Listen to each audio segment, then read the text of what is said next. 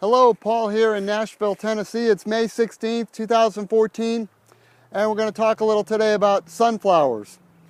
You can see to my left here we have a long row, maybe 100 feet of each of 2 rows of sunflowers.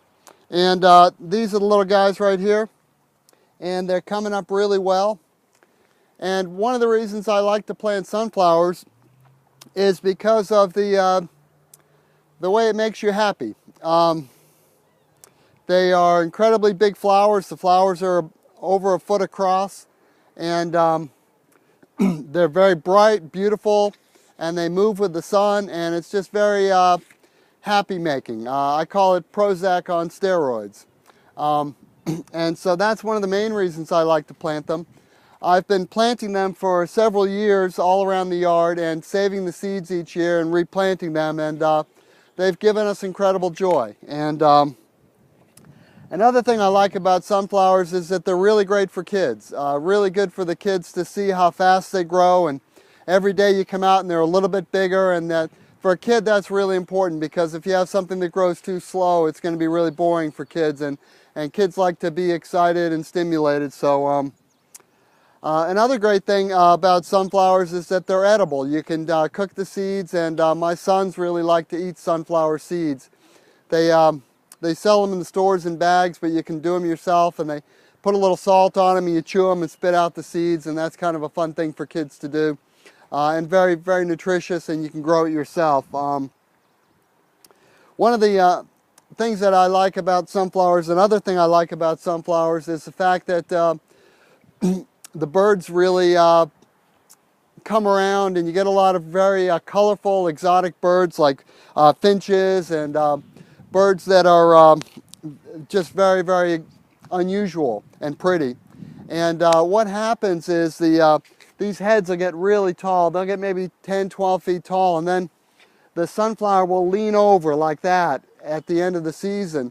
And then in October and November, when all the other food sources for the birds are depleted, the birds will come in and they'll perch on them and they'll eat, and they'll come back every day.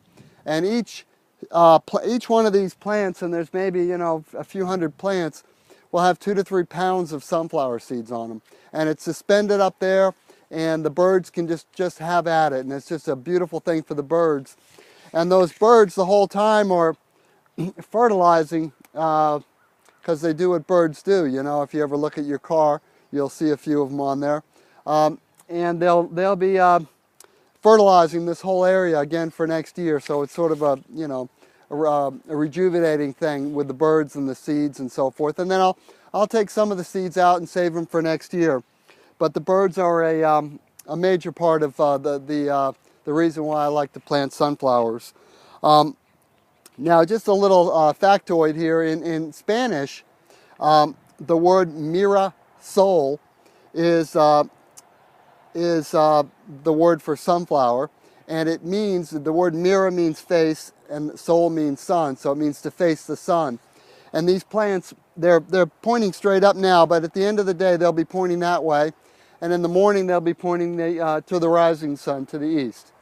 So they're making that movement east to west throughout the day, and that's another thing that's really fun for kids to watch and for adults.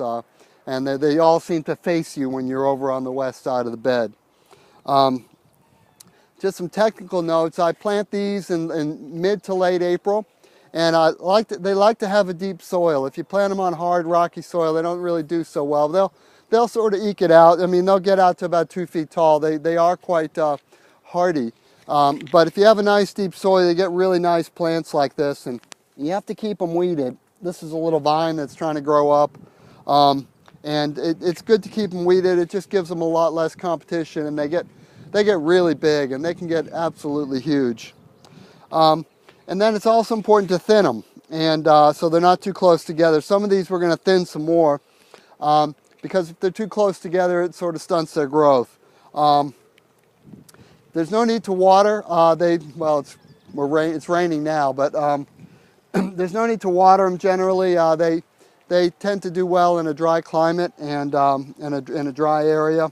And then when we harvest them, we put them in our porch where we used to have a cat in there, and she'd guard them, but you have to protect them from mice, or or the mice will eat the seeds, and then, you know, that's not good. You get a mice infestation. But if you have a cat, you can put them in like a sack, a brown paper bag right by the cat, and the cat will keep the mice away. That's what we were doing, but we lost our cat, sadly. So there it is, all of our sunflowers. That will probably have a rainbow here in a minute. Thank you for watching, and I hope you enjoy the sunflowers as much as I do. They're just a really great thing to do every year, and a really life-changing and a really encouraging thing to do. So I hope you go out there and plant some sunflowers. Thank you for watching. Over and out.